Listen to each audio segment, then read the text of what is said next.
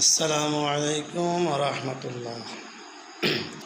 প্রিয় দেশ ও সমাজের সম্মানিত প্রতিনিধি ও নেতৃবৃন্দগণ, আপনাদের উদ্দেশ্যে দু একটি কথা বলছি।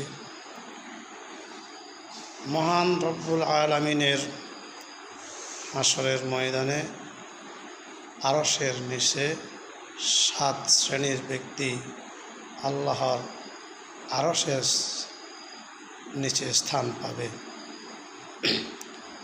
তার মধ্যে একদল থাকবে যারা ন্যায় ও সঠিক বিচারপতি, অর্থাৎ দেশের জনগণের সঠিক প্রতিনিধিরা।